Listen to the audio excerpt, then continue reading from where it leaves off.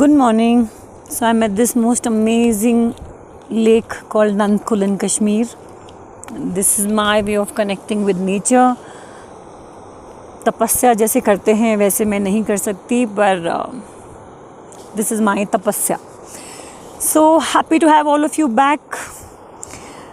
I got this amazing email from this lady in States and she says that teach me कि ऐसे कैसे हो सकता है कि हम प्यार भी करें और डिटैच भी रहें.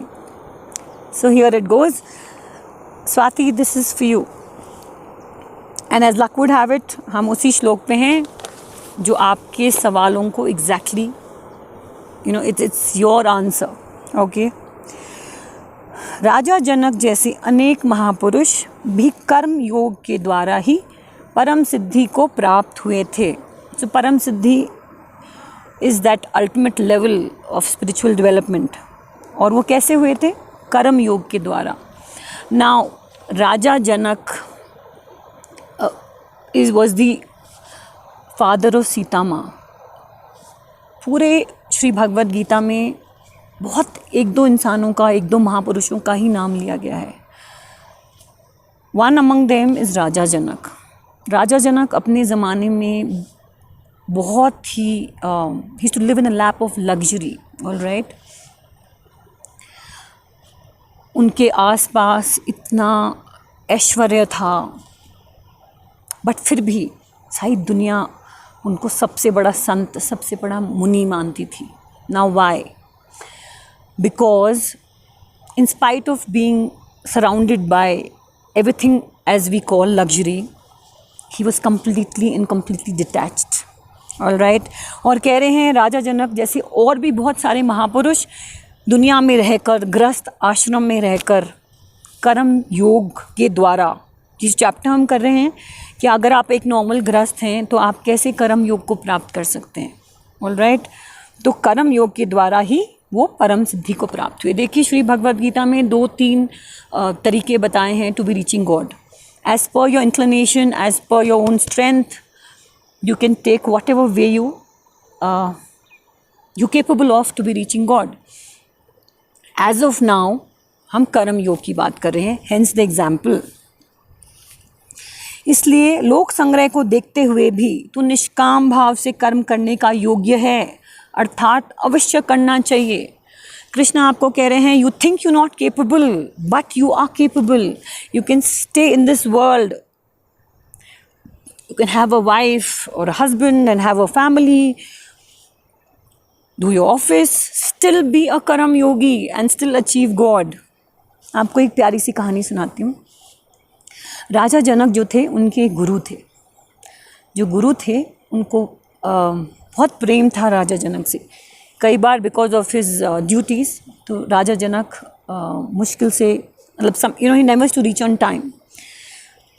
But the Guru used to keep waiting for him. सत्संग नहीं शुरू करते थे. All the disciples, they said ये तो बहुत partiality है. Just because this person is a king, जो हमारे गुरु हैं वो उनका वेट करते रहते हैं. And that's not fair. अब गुरु के कान में ये बात आ गई तो उन्होंने कहा कि how do I prove it to them. तो ऐसे सोचने ही लगे थे. उस शाम को सत्संग था. एज़ यूजुअल राजा जनक फिर लेट आए. एज़ यूजुअल उनके गुरु उनका फिर इंतज़ार कर रहे थे. सत्संग हाफवे थ्रू द सत्संग व्हाट हैपेंड वाज दैट भागता हुआ उनका सेवक आया और उन्होंने उनको बोला कि भाई आग लगी है महल में, आप जल्दी आइए, जल्दी आइए. राजा जनक जस्ट सैट देयर. आधा घंटा और बीता. फिर भागते हुए सैनिक आए और बोले अरे महाराज आप उठ क्यों नहीं रहे हैं? जो आग है वो कंट्रोल नहीं हो पा रही है, वो तो रानियों के महल तक पहुंच गई है. फिर भी राजा जनक बैठे रहे. कुछ समय बाद फिर वापस सेवक भागता आया कि अब तो वो रसोई घर में पहुंच गई है. फिर भी राजा जनक बैठे रहे. सत्संग चलता रहा. Everybody was unaware of what was happening. कुछ समय बाद व्हेन सत्संग ख़त्म होने ही लगा था, आश्रम का ही कोई सेवक भागता हुआ आया एंड ही सेड दैट जल्दी आओ बंदर आ गए हैं. देव रैंसैक्ड द एंटायर प्लेस. सारे के सारे जो आश्रम में जितने भी अनुयायी थे वो भागे. अपना करमंडल, अपनी बेयर नेसेसिटीज़, अपना the robes that they wear, वो सब उन्होंने इकट्ठा किया, समेटा, पुट इट असाइड।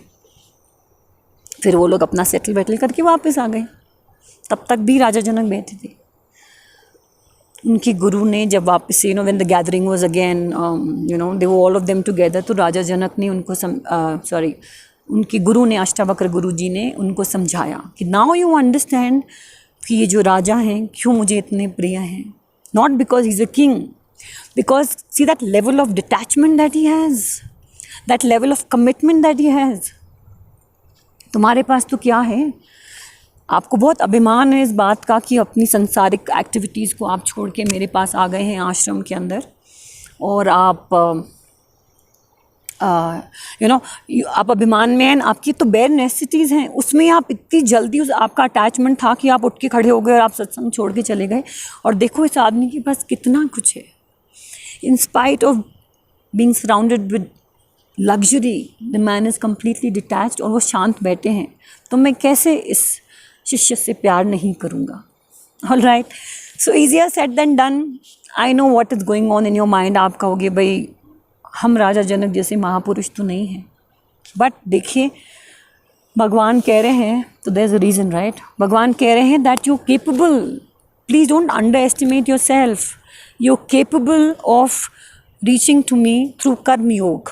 कर्म योग का सबसे इम्पॉर्टेंट चीज़ होती है कि आप डिटैच हो, और फिर सेकंड क्या है कि आप जो भी कर्म करें निष्काम भाव से करें। All right, let's take it forward. All right, so one more thing, everybody always ask me this question, और जैसे उन्होंने भी पूछा कि यार मेरा तो प्यार तो है ना, प्यार अलग चीज़ है, प्यार क्यों नहीं करेंगे हम, लेकिन हमें अपने अटैचमेंट को हटाना है, कर्म फल से भी और रिश्तों से भी। ऑल राइट, श्री भगवत गीता कहती है कि आप टू सेपरेट सोल्स हैं on two separate journeys, whether it is your son, whether it is your husband, और वेदर इट्स योर बॉयफ्रेंड। हर किसी का अपना अपना स्ट्रगल है, अपना अपना सफ़र है। आप केवल को ट्रैवलर्स हैं। आपकी सारा परसेप्शन ऐसा होना चाहिए, तो जब ऐसा होगा it will help you achieve that level of detachment. All right, देखिए क्या होता है, सबसे पहले ज़िंदगी में कुछ शुरू करने के लिए या कुछ पाने के लिए हमें एक चीज़ को जानना होता है, to gain understanding of the situation, to gain understanding of what we are trying to achieve. All right, उसके बाद मानना होता है, then you have to believe in it that all right this is it for me, I will take this forward, and finally करना होता है। तो सबसे पहले जानना होता है, विच यू ऑलरेडी डूइंग। आप श्री भगवद गीता का क्लास अटेंड कर रहे हैं, उस नॉलेज को गेन कर रहे हैं, समझते हैं कि how should I go about it. Okay, फिर I hope and I pray that I am able to convince you enough that you have to believe in it, that what a powerful tool it is to make your life super happy. All right, and finally करना है। so we are at level 1. all right, आपको एक और छोटी सी बात बताऊं। देखो क्या होता है, suppose you are at work and you have your office cabin, nice office cabin, and you also have a place at home which is like your work place. सोचिए कि एकदम से आग लग गई आपके ऑफिस में, क्या आपको अफसोस होएगा?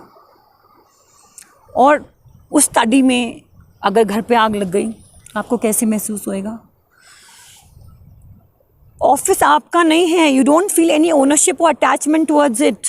You will say big deal, भाई जल गया जल गया, मेरे को क्या फ़र्क पड़ता है, I will find some other place.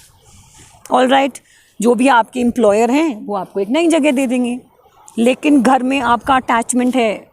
तो फिर जब आपकी स्टडी को या आपकी ऑफिस टेबल को कुछ हो जाता है तो आपको बहुत तकलीफ़ होती है। जैसे कि एक शादी में when there is a daughter's wedding, जो दुल्हन का भाई है वो सबसे ज़्यादा परेशान होता है। If something goes wrong he is freaking out absolutely.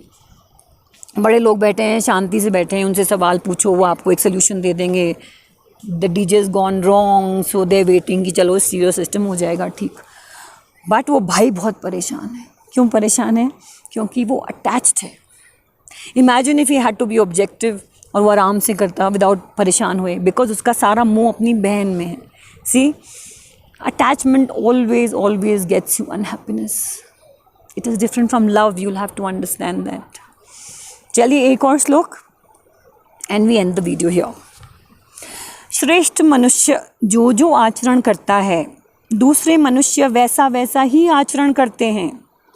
वह जो कुछ प्रमाण कर देता है दूसरे मनुष्य उसी के अनुसार आचरण करते हैं।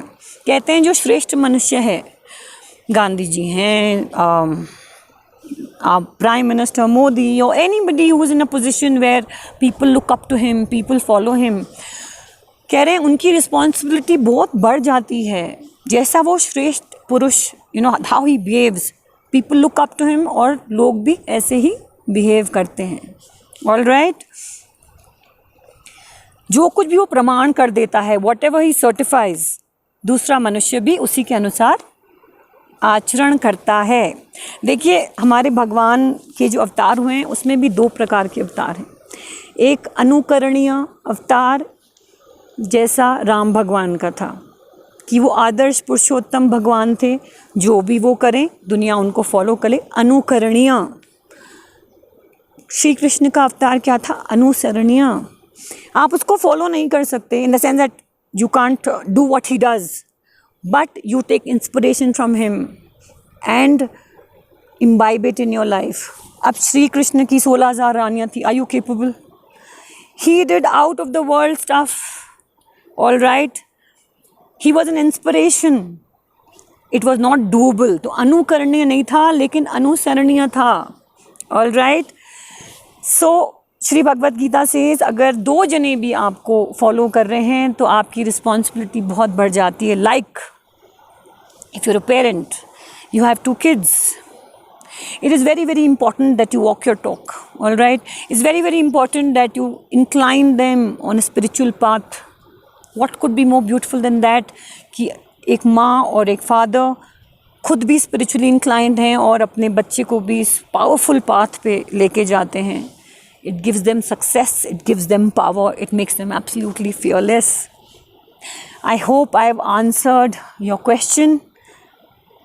It will not come immediately. See, Shri Bhagavad Gita के इतने सारे श्लोक हैं और इतना सारा ज्ञान है दैट यू थिंक ओ भाई एक बार कोमल ने समझा दिया और हमें समझ में आ गया। नहीं है, you will have to take this journey forward with me. आप हर वीडियो को ध्यान से समझें। Somewhere along the line, one fine day you'll say, fine, I'm enlightened, I've understood how to go about it. All right? So, I look forward to seeing you next time. Take care and have an amazing, amazing day.